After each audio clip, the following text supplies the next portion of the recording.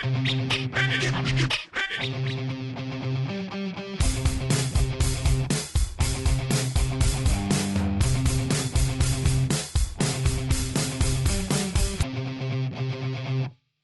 you nothing.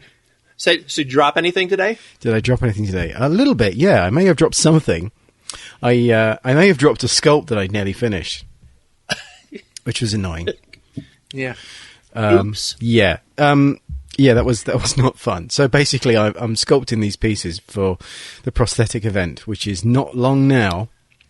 It's not this weekend coming. Is it next weekend? It's next weekend, yeah. So yeah. It's scary. So we're getting there, though. I've finished all the sculpts pretty much today. But yeah, I just had my sculpting stand, and I've got like these two. They're kind of like window stays, you know. That I bought some window stays to support this stand, and I thought I had them both tightened up, and I unloosened one, and the whole thing just went whoop and flattened out, and the thing went doink across the desk, and I went, oh, nice, yeah. So keeps you on your toes. Could have been worse. Yeah, it could have been a lot worse. So I repaired that, but it's fine. So I managed to finish off those sculpts today. Well, Neil Morrill had sculpted them. I was just tidying them up. So basically, how it worked is I did the life cast here in my workshop, and then I pulled a quick plaster out for me to clean up and master mold, and then the next day basically packaged up that silicon head cast, sent that to Canada to where Neil Morrill. He then got out a copy and then roughed out the sculpt and pretty much, finished it as far as you can before floating it off. Floated it off onto like a biscuit core and then sent it back to me. Time over making the cores and all that kind of stuff. So I've had some fun this week making some, I call them collapsible cores. Is Neil coming over to... Yes, he's coming next week. He's going to come, I'm going to pick him up from the airport, and then he's going to stay with me for a couple of days. Hopefully I'll have the pieces out by then. Otherwise I'll have a jet lag dude helping me out. And then we'll go up on Friday night, I think, up to Coventry. So yeah, it should be fun, man. But reminiscent of the Monsterpalooza gig. Yeah, hopefully this time I won't leave the fucking pieces back at the workshop.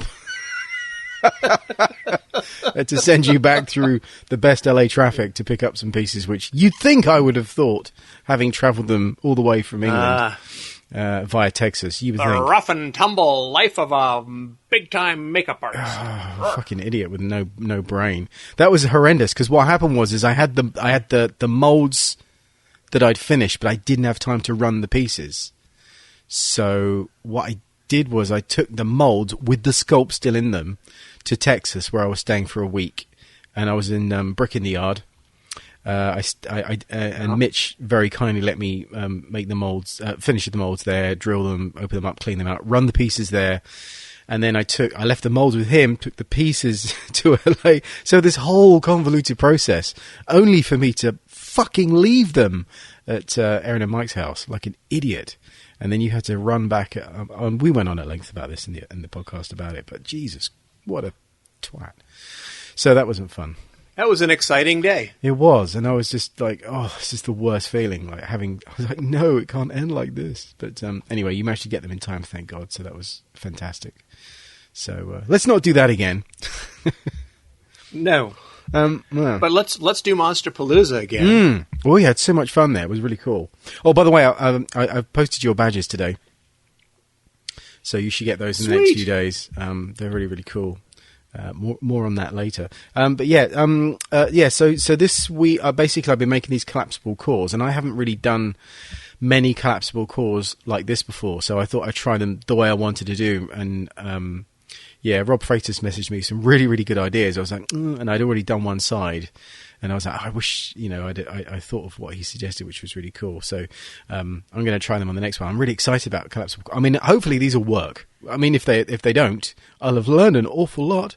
But I'll have to post pictures about how these work. But these are pretty basic way of doing it, just pouring out resin on one side. I mean, when you think about it, as is the way with Rob, you kind of read it and go, yeah, why didn't I fucking think of that? Because my idea was to basically pour one side, tilt that to head at an angle. It sounds more complicated than it is. It's really simple. The trick is just to get it at the right angle, the correct angle to pour this resin, because obviously being a fluid, it will find a natural flat back. So I tried to tilt the mold at the angle that would give me the best kind of, optimum fill. And basically I flooded it with F40 resin, which is a really nice, blue fast cast. It's really good, high quality though. It's similar to the 1630 that you guys have over there, but we don't have any BJB. Really hard. Yeah, really hard, really nice. You mix it up, but you got a decent working time with it. Flooded that, and then when that set, I left it overnight so it completely cooled down before I did this. Popped it out, and then I dremeled holes in the back to sink in some magnets and Dremel in keys.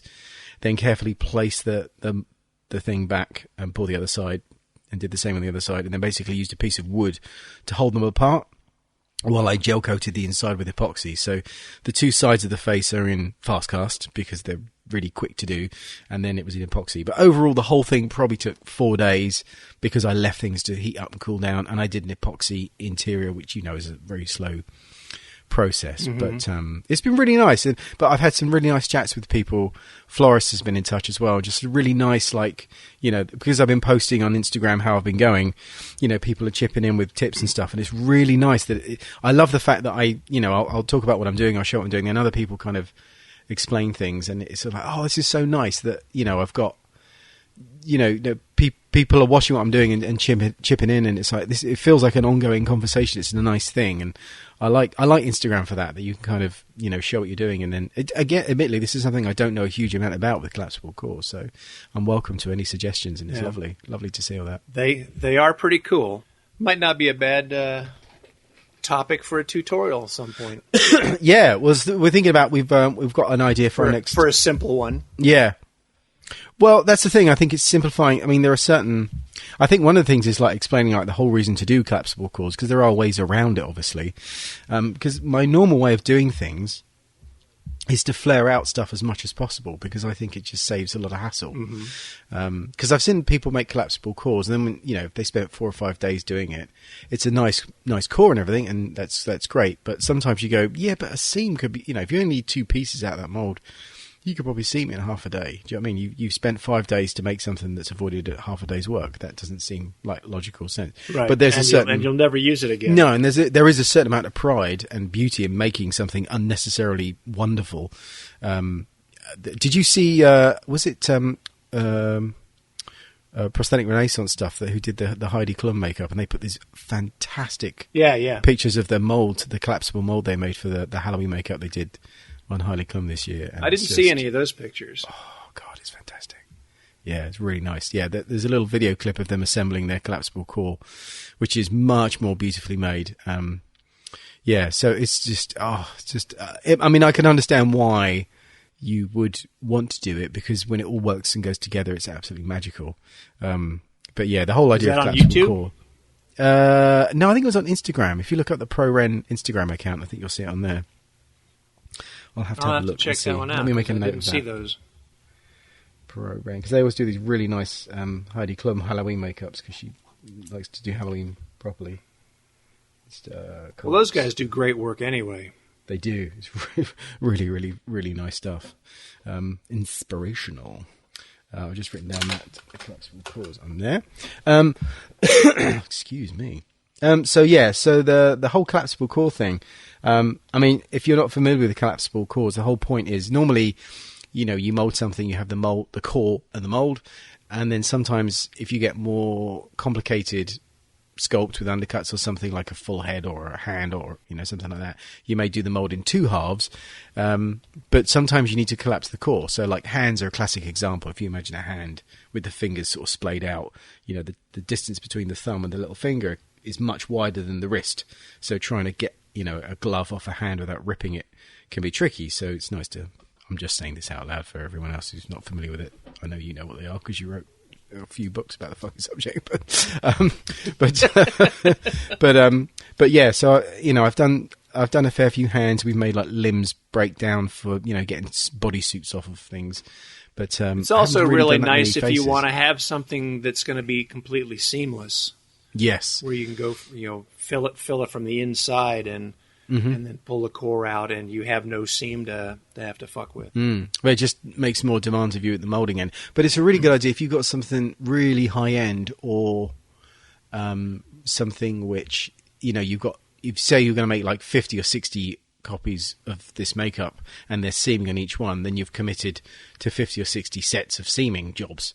Whereas if you make a mold in such a way that you don't have the seams, or they're on the inside, you don't see them and they don't need to be patched, that makes a lot of difference. But then you look at something like, I remember, I think it's issue 1 or 2 of Makeup Artist magazine, where they interviewed Rick Baker, and they were talking about the Nutty Professor stuff, and you saw pictures of the molds. I remember, I think it was the magazine. And, it was a plaster mould. And I remember they'd extended the neck to account for the shrinkage. But also the mould had a seam straight down the middle of the chin.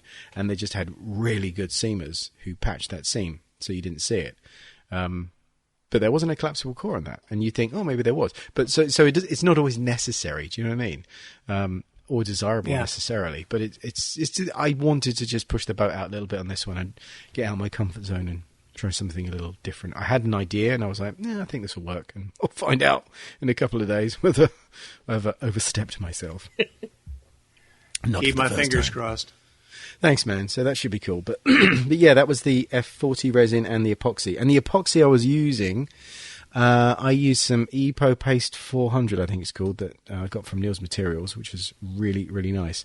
A lot of these pastes can be quite stiff to mix. It's basically imagine like a stiff paper mache kind of stuff. It's really, but this stuff is really nice. You put the catalyst in and you mix it in with your hands, well, gloved hands, and you just basically smash them together and squeeze them until they're one continuous colour. And it was just like, I guess, like stiff but wet mashed potato. It was that easy to use. I was really impressed with it. It takes a good 24 hours to set up, though, so that's the trouble with epoxy, is it really is quite slow by comparison if you're used to polyester like I am. But does it get pretty liquidy? It doesn't get liquidy. Spread in? No, do you have a risk of you spread it with your hands. Bubbles?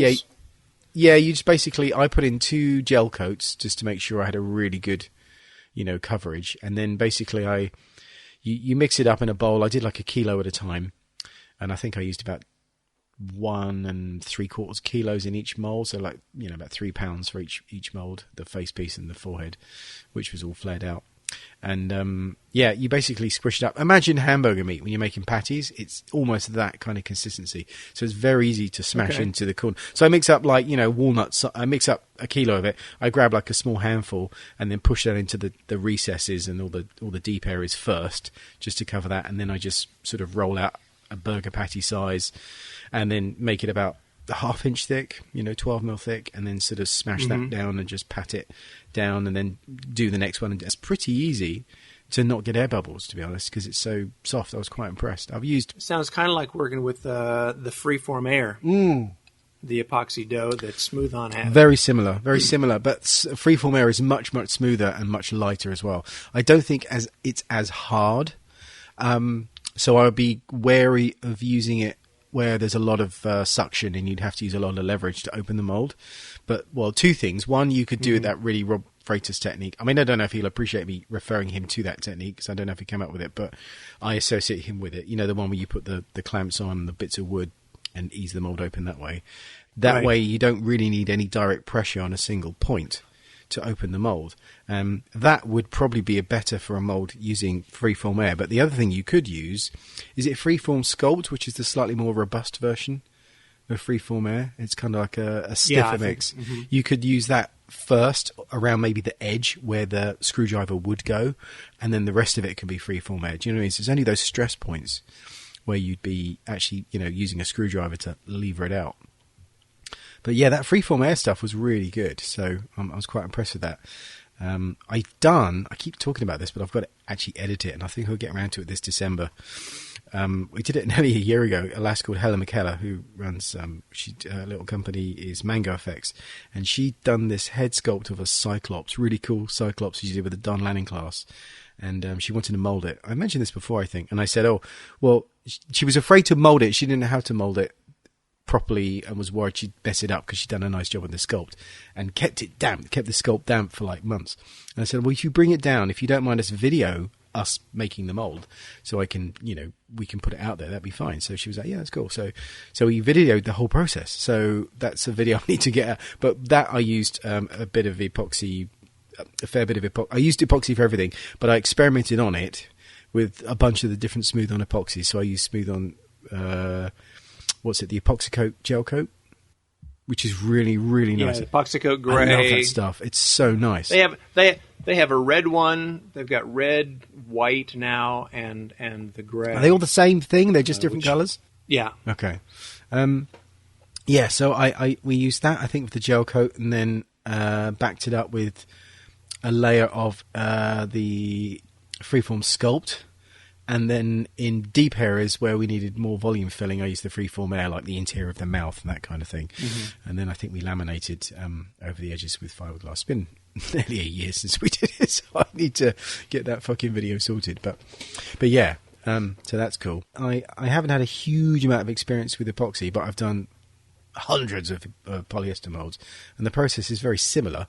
It's just, obviously much, much slower, but I kind of like the fact you're not rushed with it. It's quite nice to say, oh, today I'm doing the gel coat, and then in the morning I'll do the backup stuff, and then you just set aside half an hour every 12 hours to make it. So it's not actually that much working hours, it's just the time it takes to fully cure and harden safely.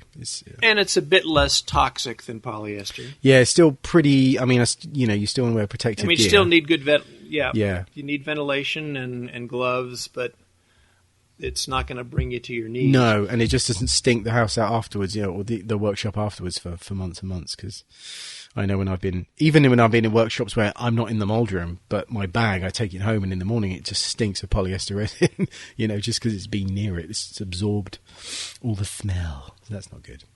But yeah, it was kind of fun. So I'm excited about these. So yeah, 2 of these moulds I'm making for the event. 2 of them are in this resin, this polyester urethane resin, the F40, and then the rest are going to be in epoxy. Weirdly though, with these the molds I made that are in F40, the epoxy, fuck's sake, the urethane, the F40 urethane, I didn't run out, but I had like 3 cans, and I used 2 of them on these molds, and I had some leftover space, and I didn't want to use the third one just to fill it out, if you know what I mean. So because I had like a can shared between 2 molds twice, so they each had a can each, but done in 2 layers, I thought I'd top it up with some other fast cast I had, some leftover fast cast, and I just filled it out with a bunch of polyfibers, which is like Urafil, I guess. It's similar kind of like a fibrous powder to pack it out, and then I put that on there, and then I mixed up a little bit more generic fast cast with a bit of pigment in it, and to make the top smooth. So it's had about 3 different resins in it, but the first 2 were the F40, but it was just kind of fun to kind of experiment with. I'm feeling that hubristic about it. I think it'll be fine, but we'll find out when we... It should be fine. Yeah, but it was just an experiment to see how that would work. But so that's what I've been doing today. It's been a busy week. Oh, and I spent a couple of days on set. We did a make-up for a TV show, which was a bull cap, which was fun. They always still scare the crap out of me a little bit. And day one, there were a few little... Because it was the first time I'd done it on this guy, this actor. And and his costume was quite tight, so it rubbed a bit on the neck, which was always a drag. And weirdly, I'd stuck the cap down with a silicone adhesive, but I have found, and I don't know why, because I knew this from before, because I found this out in Game of Thrones, but I only really want to stick down ball caps using acrylic glues now. I think my preferred is Beta Bond from PPI, Beta Bond Plus. I think it's fucking good stuff. Really good. It's got a bit of a weird smell. People always say, oh, it smells a bit funky, but I like it. I don't mind it. It smells a bit lavendery to me. It's kind of perfumey. Yeah, I kind of like it. But it's weird how But then I like the smell of foam latex. Yeah, I love the smell of foam in the morning. But it's weird how if you get prostate out, no one says anything, but 5 times out of 10... someone will say, oh, what's that smell? Or that smells good, or I hate that smell. But the smell comes up as an issue with Beta Bond. But once it's dry, it's fine. But it sticks really, really well. I think silicone glues on ball caps, the trouble is they dry, but they don't sort of set, if you know what I mean. So even though they're dry, you put the ball cap down on top.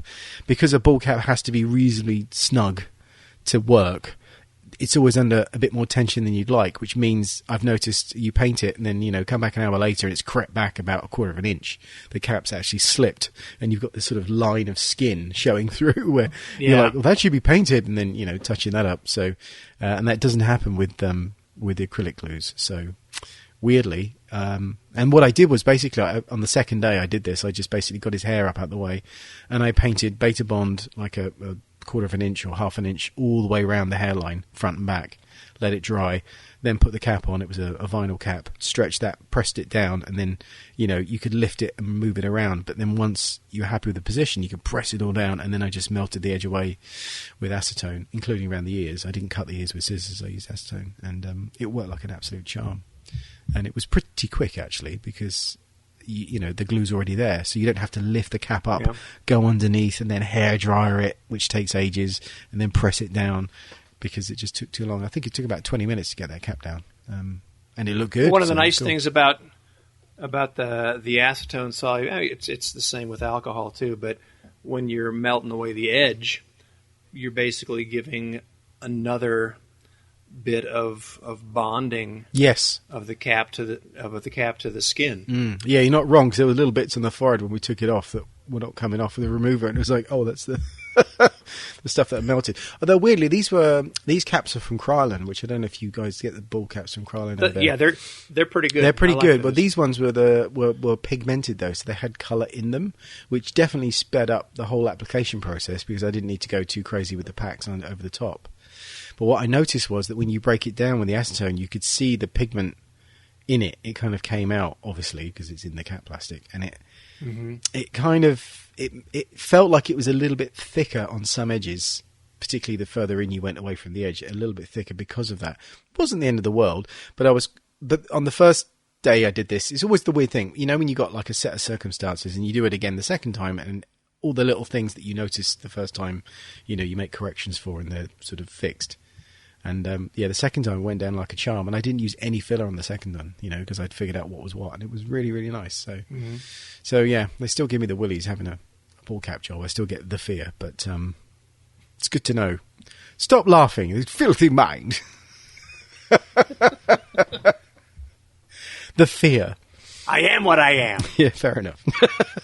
So that was fun. So how's your week been? What have you been up to? Have you been stuck to the workshop? Or stuck in the workshop, I should say? Well, yeah, I'm still dealing with this stupid sinus infection, chest cold that wants to just hang on for dear life. But that did a moulage training yesterday for some EMS doctors that we had a great time doing. We only had two victims yesterday. But one's a Flight for Life nurse, and another's a paramedic with Denver paramedics. So they loved it, and we got to do some pretty nice injuries to them that these EMS doctors have got to assess and try to figure out what's going on from very little information. Awesome stuff.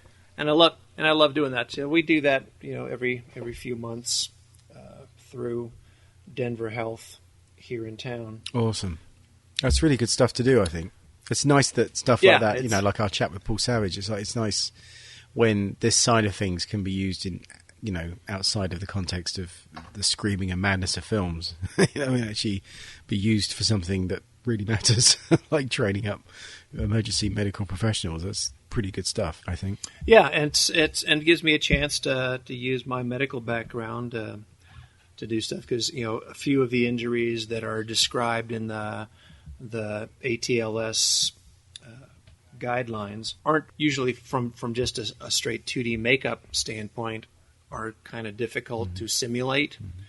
But since we're doing 3D prosthetics, it's a no-brainer, like a displaced trachea or a distended jugular vein, some of the things that we have to be able to show for, pneumothorax and some internal injuries that how they manifest themselves outwardly.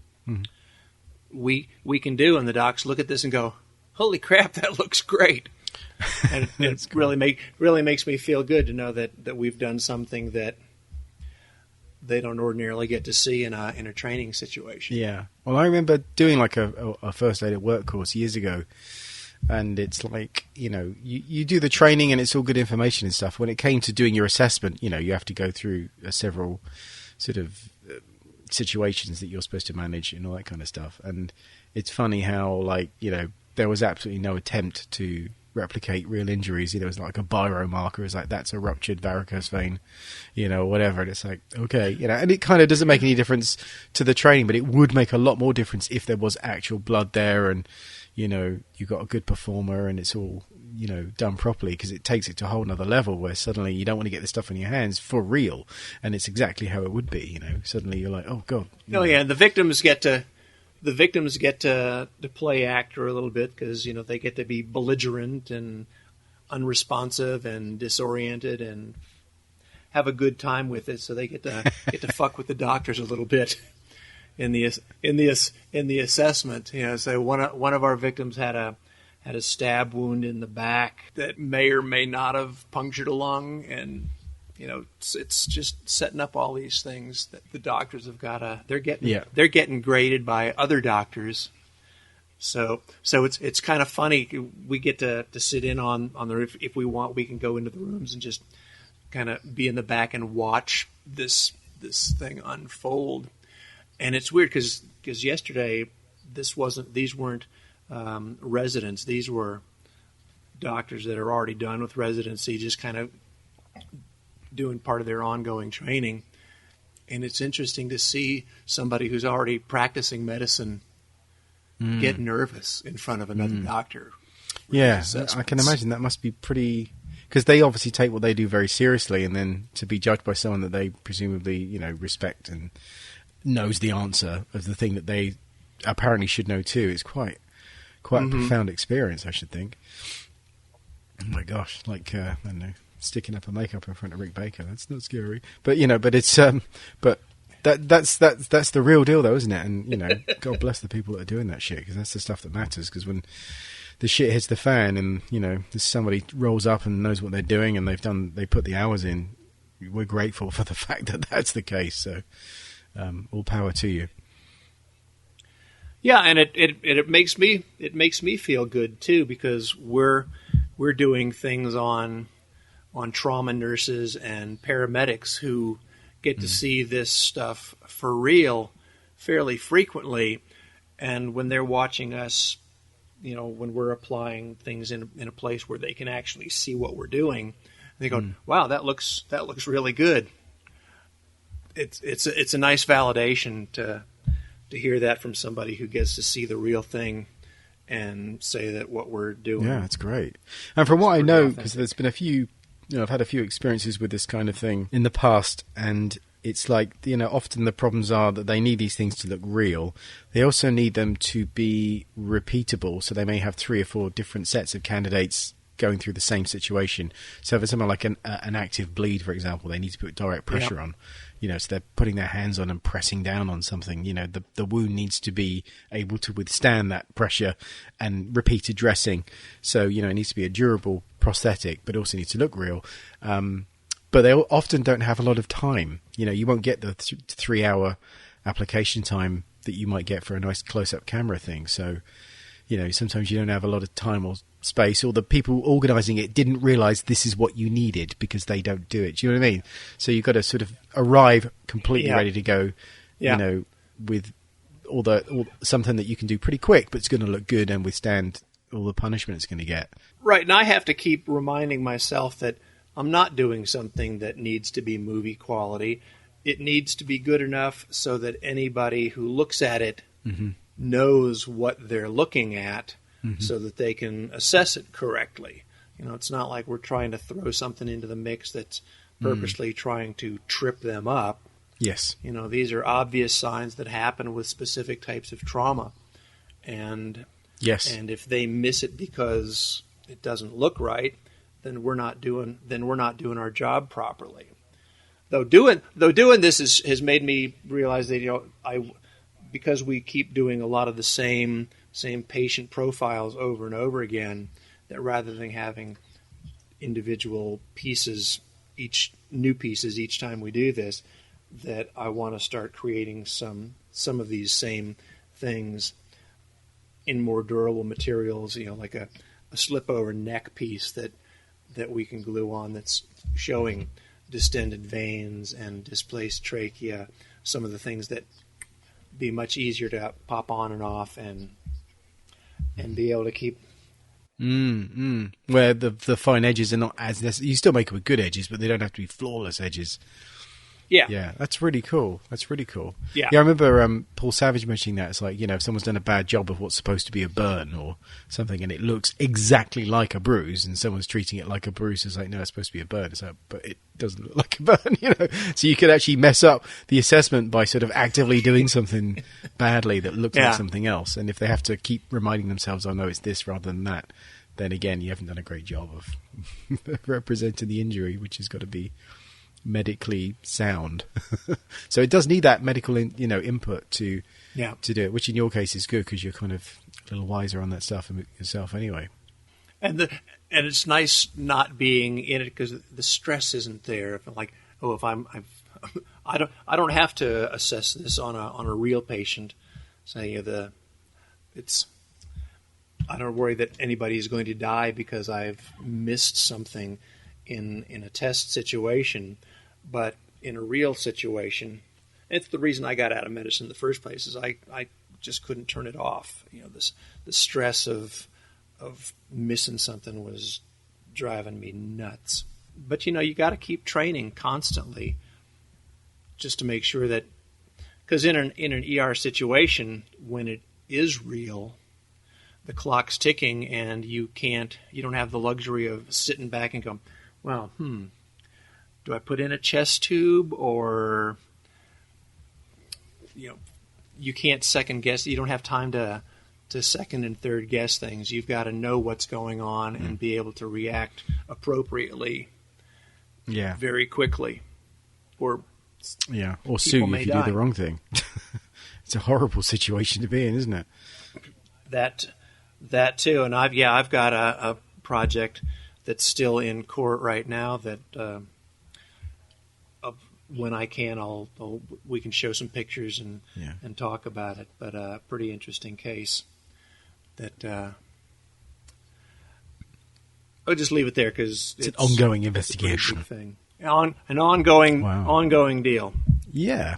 Okay. Oh, well, that's cool. So, we can have a brief chat about this week's interview. This was done. Christ, this was earlier this year. This was IMATS London 2019, and it's a little bit echoey in the background. Although I did use the new mics because I got the what is it called, the Samsung CR, whatever it was. The one I got you, the little travel mic thing. Do you remember what it's called? I can't remember. Anyway, that thing.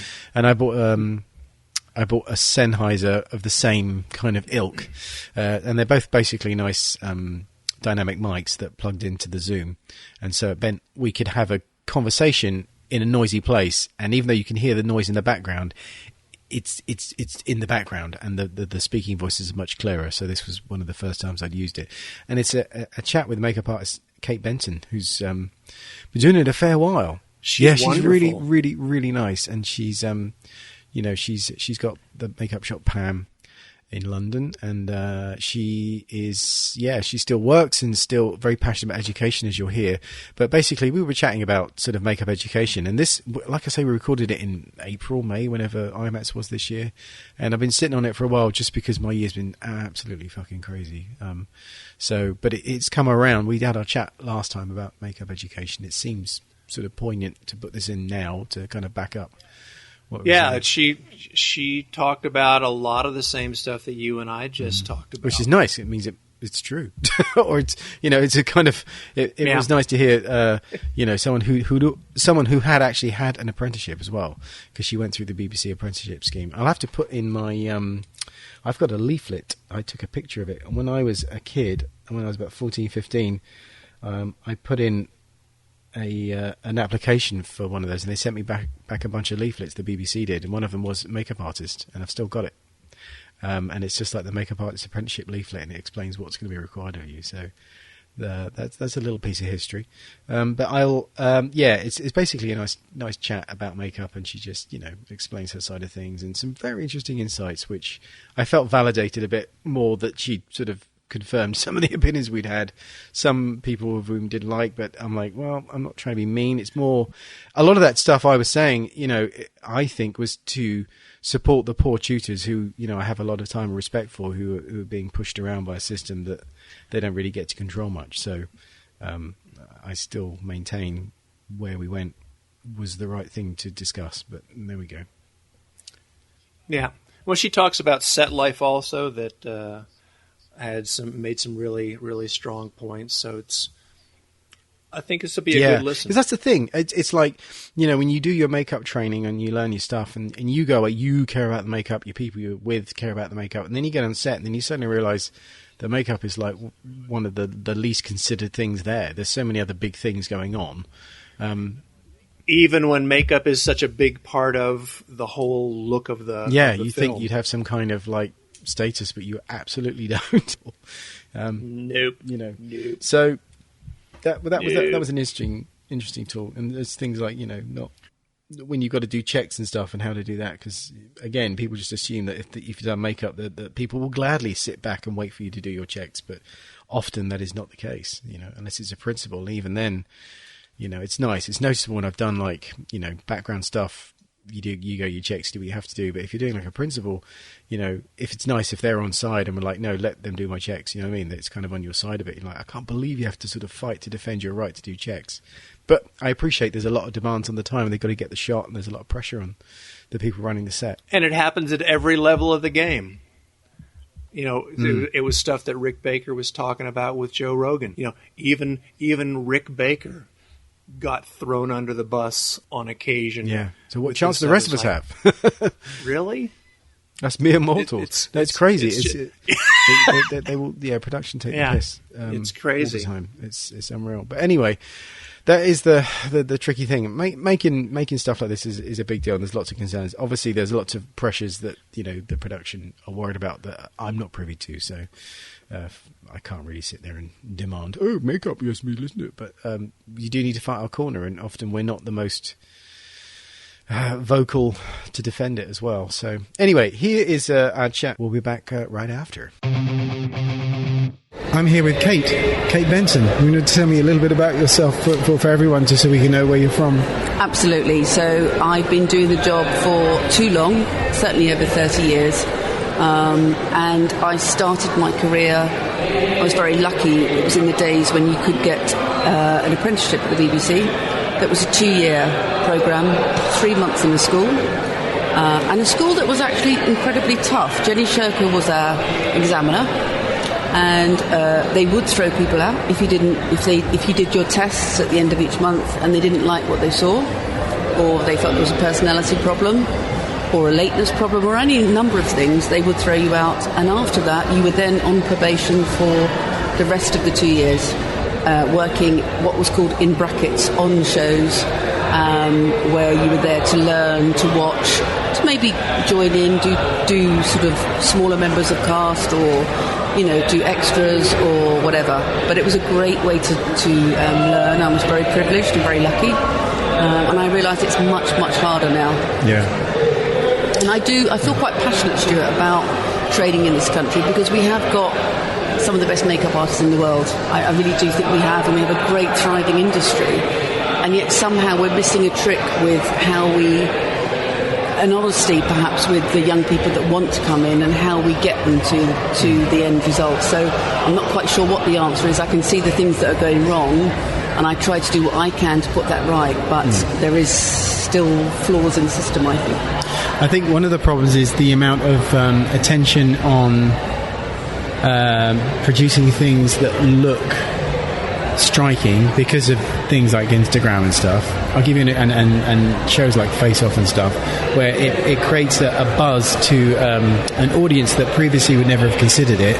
So it kind of has this sort of the shape of something desirable, but isn't really necessarily getting to the nuts and bolts of what makes that happen. I'll give you an example.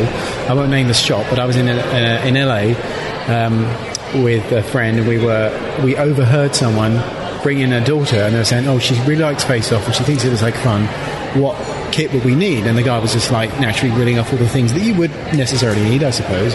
But the idea was that they would go in and just wholesale buy a bunch of stuff and then like start doing it. And it's like, that wasn't something that ever happened 20, 30 years ago. So, and there's nothing wrong with it. I'm not criticising that. I'm just saying, honestly, I don't think if she just suddenly picked it up as a thing, oh, I like this, I want this, mummy, let me do it, that's not a realistic starting point, because most of the people that dig it did so in small amounts and lent toward, and they lean in from an early age. And I think a lot of that hard stuff isn't, it's not a spectator sport. It doesn't look particularly good. But it matters to people that do it. And I'm sure you understand it, you have a hard time getting people to grasp the nettle and really care about the difficult stuff, because that's actually the job. That's the good bit. And it's not instantaneous, it's not sexy, it's not quick. And it's really interesting about Face Off, because I was involved with the early auditions, and they took most of their pool of resource, most of their pool of makeup artists that came to those auditions, their criteria for selecting them, and it absolutely infuriated me. Their criteria was their Instagram following. So basically the people that came for the early auditions were 95% Instagram stars. I've got nothing against having a healthy mix, but they hadn't been round to any of the makeup colleges to get people.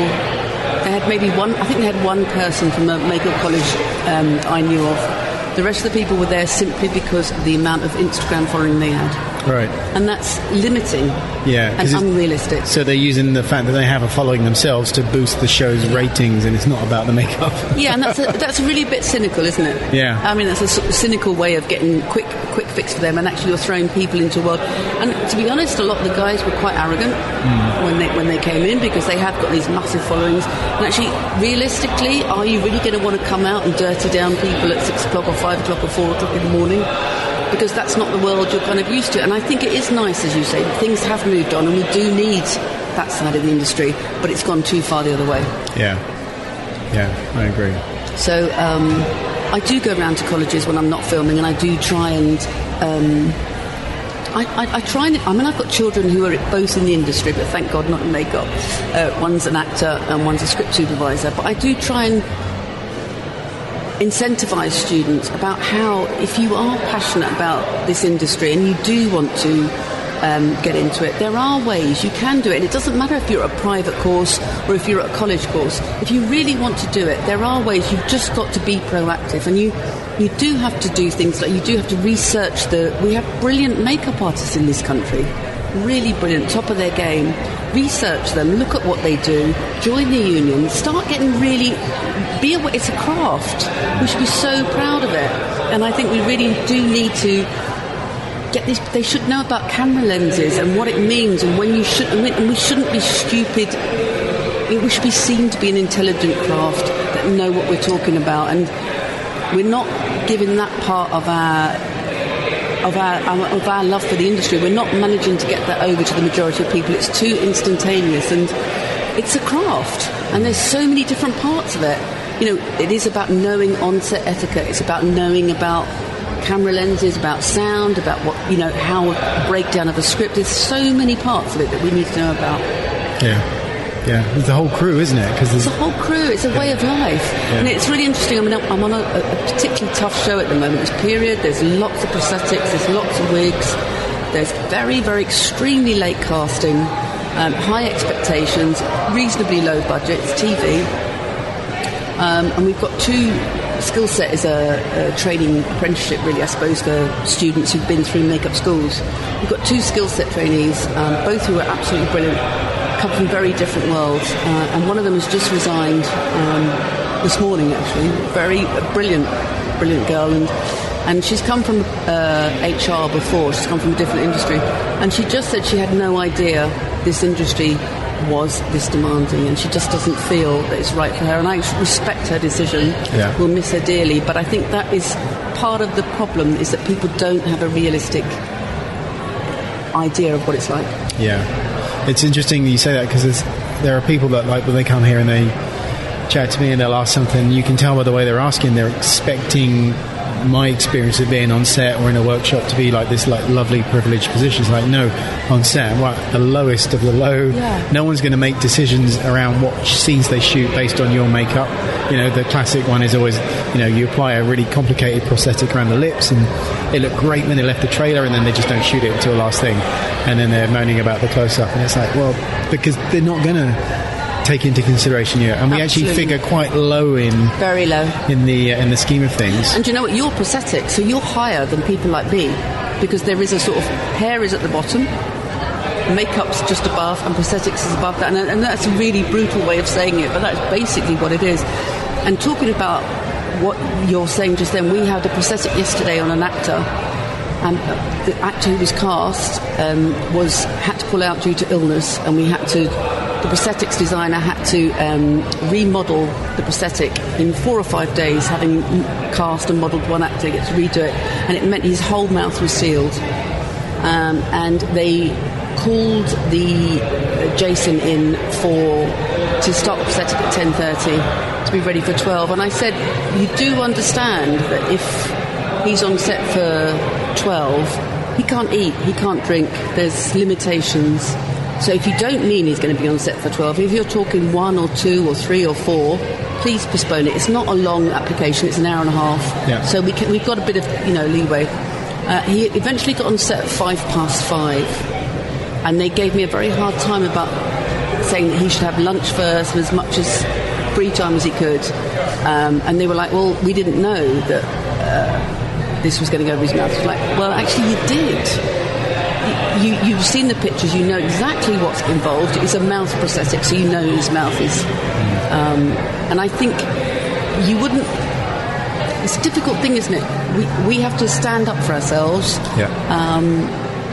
And sometimes you can be seen to be aggressive, maybe, but actually what you're trying to do is protect your actor, protect your craft, protect all the hard work that everybody's done to make sure that when it does appear on screen, it looks the best it can. Yeah, because when you got, like you say, you're looking at, you've got these interests and concerns, because you know what's going to happen, because this isn't the first time you've had a crew around a thing you've made. Yeah. But it may be the first time that crew's seen a bit of rubber, so yeah. It's like, you don't want to...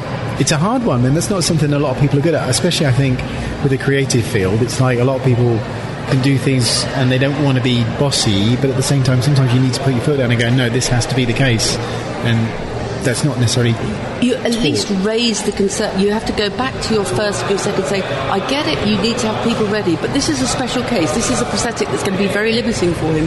Yeah. Realistically, if you need us to do the hurry up, we will, but you're going to have to block it first. There's a big difference between being ready on set at 12 and being ready on set at 5. Yeah. It's 5 hours for somebody to be sitting there, and I think you do have to have, I suppose it's a confidence, and I think a knowledge, I suppose, maybe a bit of experience. But we need to adequately portray that to the young people coming in. Yeah. What do you think? I mean, it'll be. We were speaking a little earlier about difference between colleges and private courses. Because my concern is if it's a private course, they can take anyone. So there's no sort of like barrier to entry other than can you afford it, and which isn't great. And other things like colleges where you pay a lot of money to go on a course, because obviously in the UK anyway, tuition fees are an issue. When I went to college in 1990, I got a grant. And I didn't have to pay for it because the government paid for my trade because my parents didn't earn enough, so it was one of those things. I think I was one of the last generations to get that benefit, and now it's like they leave college with huge amounts of debt. It's completely swung the other way. Whereas in places like Germany, they have fantastic training, and it's government funded, but the criteria to get in, there's very long sorting processes and exams and tests, and they filter out the people that aren't suitable, which is almost an offensive thing to say over here. It's like, what, there are people who aren't suitable? We get people who are offended because they're not good enough or they're not suited to it. And it's like, well, just because you want to do something doesn't mean you're cut out for it, because we know where you're going to be going with this. And let me tell you, if you're going to fall apart because someone shouted at you, you're not going to be any good on set. Yeah. And that's not saying we need to be mean to people, but do you know what I mean? So it's a bit of a weird one. Like you say, there aren't necessarily any answers. It's just making people aware, rather than just think, I paid for my training, so I'll leave here being able to do it. And that's not the same thing. I think actually we're doing our young people a disservice, because there's perhaps more honesty earlier on in places like Germany. And in fact, a friend of mine, Shauna, teaches only now in a college in Austria. I think it might be Germany, and wherever it is, she says there's only 8 to 10 students. They are super, super keen on it, informed, well-read, and she said they're all absolute stars, and it's a pleasure to teach them. And that's not to say you don't get brilliant students in England. I just think there's too many people being sold a lie, and it's either about fulfilling people sitting in the chairs, bums on chairs, for some colleges, or it's money. And I think it's a bit cynical, and I feel, as a parent, it upsets me when I see this exploitation. And in fact, I've been to open days at colleges where a parent in particular came up to me and said, will my child get a certificate at the end of it? Will that mean that? And I thought, well, they might, but it doesn't mean zilch. Yeah. And I think people in the industry know the good colleges, they know the good courses, they know you know how to advise people how to get in there, but it's just generally not. It's dishonest, I think, what's going on. And your point about Germany, I think, is really valid. You either lie to people before they go in. You either tell the truth to people before they go in, saying it's a limited market and there's very few good courses, or you let them go through all that pain, and then they'll end up working on a beauty counter somewhere. And we are actually training for places like MAC and all sorts of things, aren't we? Which is fine if you want to do that and you know that's Absolutely. what you're going to. But be honest about it. Yeah. If someone's not suited or there isn't the industry for it, it's a tough one. It's a very tough one. And it's not the kind of thing we're used to having those kinds of conversations now. Like, we've kind of sugarcoated a lot of things in life. Yeah. And people expect it. They expect that they... And I think it must be really, really hard. If you've gone to a college, you've done a 3-year course, you've worked your arse off, and you've maybe come out with a first, just say you've gone and done a 3-year course, and you think the world is going to be at your feet because you've done these amazing makeups, you've done this, and then the reality when you leave of it must be a hell of a shock. You've got a lot of debt maybe you're carrying because you're paying for it, and then you've got... the door should be open for you because you're so talented with your artwork. And the reality of it is that when you leave, people aren't really interested in your makeup skills on the whole. It's your people skills, it's about how well you adapt to being on a makeup bus, and just the practicals of life, and how driven you are to get your foot in the door. It's an interesting thing about... I spoke to Rick from Bolton, and they do a lot of prosthetics. They do a lot of model making and visual effects, and they're a bit more integrated with that kind of stuff. And it's interesting to see how things break down, like in the classroom. Like, you still tend to get a lot of boys doing the prosthetic stuff, although it has changed a lot. I've noticed over the years a lot more girls doing the prosthetic stuff, but it's that weird, that thing about... an example is like a lot of the people that do makeup, I've noticed on courses, are girls, and so they are familiar with how much makeup costs, and they know how to use it because they themselves buy it, and then they'll work for a production company that may be run by men who don't buy makeup, and then so they don't know how much. They know lenses cost money, and they know that because they're geeky guys, but they don't know about makeup. And then there's a sort of a pressure which they kind of get away with because they're perhaps dealing with a group of women or younger women who aren't used to that confrontation, and it's quite not bullying in a way, but it's almost a kind of an inbuilt system of an imbalance, which means that they always get kind of the bad end of the deal with that, or that they don't want to say how much it's going to cost to buy stuff, or they end up using their own kit. They subsidise it, totally. Which you wouldn't expect someone buying lenses for cameras to do that, and they wouldn't, or kit, because that's a very bulky thing, and that's something that needs to be addressed as well. There's so many things that need to be addressed, but I think if you look at how makeup people, not prosthetics maybe, but makeup people approach checks on set in a very, I'm sorry, just got to go in. It's a very apologetic, yes, kind of slightly reticent. Yeah, I'm really sorry. I just need to. Like you're holding stuff up. And we're constantly told that we're holding things up. It's really irritating. Yeah. And yet, would you ever see a spark apologising for going in? It's a completely different world. It's like, get out of the way. We need to come in with this big manly light. And I think there's two things that we do wrong. One, we're very girly about how we approach it. I'm guilty of it myself because that's the way I was trained. I'm so sorry, I've just got to go in and do this, and I'll just sneak in. You won't even know I'm there. That's the one thing we do. And secondly, we have to know what we're talking about. Do not undermine our department by going in to do checks when it's not necessary. I mean, it makes us look so stupid. Hordes of makeup girls going in to check people that have been checked, and it's a wide shot and they're not going to be seen. So on the one hand, have the knowledge of knowing that when you do go in, your fellow professionals respect you because they know that you would only go in because there is a big problem. That's the first thing. And secondly, you then kind of hopefully earn the respect that you're entitled to. Yeah, you keep your eye on it, but you don't need to interfere and intervene. And sometimes you have to let things go if it's in the moment, or it's a child, or you just have to weigh it up and then flag it up afterwards to the director or the script supervisor. And it's about using your head, but also knowing it's a learning. It's a craft. It's a craft. Yeah, and you've got to earn your stripes in that situation, like you say, because you can learn makeup skills and do a great Marcel way, whatever, and then suddenly you're on a set and it's like, most of what you're doing isn't makeup. It's just being in the right place at the right time. Being in the right place at the right time. And having the confidence to know that even though a crew is standing there sort of drumming their fingers waiting while you put something right, a bit of wig lace or a bit of prosthetic that's gone wrong or a bit of shine or something, that you have an absolute right to do that if it needs to be done. It doesn't matter how much they're shouting at you or how much they're drumming their fingers. That's their ignorance, they don't know, but your actor understands, your director will understand, but only do that when you know it has to be done. That's interesting you say that, because it's like one of the things I think with prosthetics is often the makeups are longer applications. We start early, so sometimes for longer shows you get a nice little bond with especially if you're doing a principal, and you get kind of treated completely differently. Totally. And where you're like that, they will initiate and make it okay to do a check because they want to look good. Whereas if you're doing it for crowd stuff, it's that thing of like you say, you're almost apologetic for doing what you're paid to do, and it's like, I know this needs looking at or checking, otherwise why am I here? What's the point? Absolutely. And it does. I watch makeup people go in, and it is usually a very humble, almost doff your cap, so sorry. Yeah. How do we fix that? I guess we just need to train people to be more assertive. Well, that just sounds so weak to say, just be more assertive, but we need to, build that into schooling and generally, I think that's it. And I think it's a two-pronged problem, because I think on the one hand you've got people going in.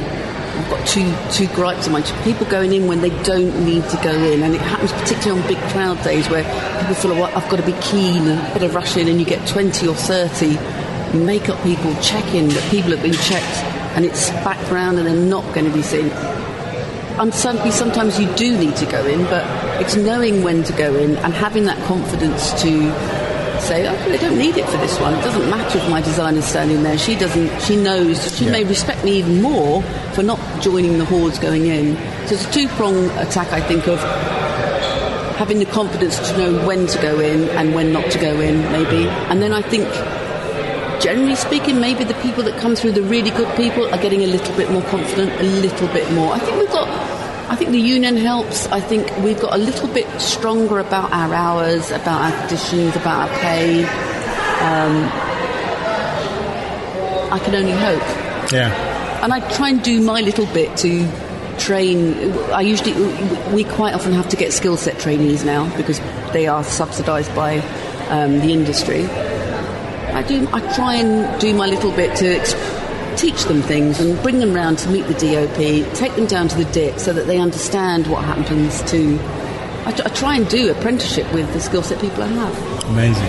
That's a brilliant idea. I think that's the thing, and things like this as well, just talking about it and telling people, look, this is what we've noticed that's missing, and this is what you're going to be facing, and trying to pair those up. Yeah, and I know I am part of PAM, and I don't want to push that, but I genuinely, honestly do try and do a tip every Tuesday. And it's not always about selling stuff.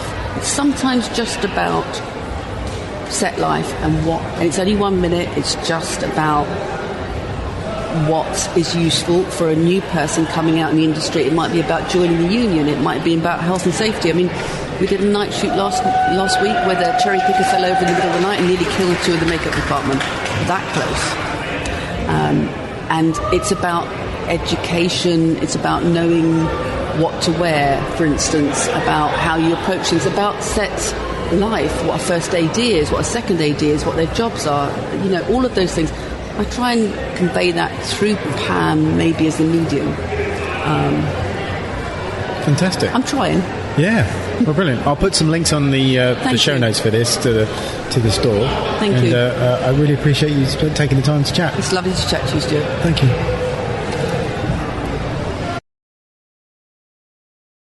So there we go. So if you have any questions, you want to get in touch with us, please email us at stuartandtodd@gmail.com. Or you can, get us on Instagram. I think our Facebook page is still active, though I'm not doing Facebook anymore. No, I'm still looking at that, so that's fine. And then we got these badges. We got some really cool Battles with sort of rubber badges in. Oh, they look great. Very, very cool, like steel stamped. They're not. I think plasticky.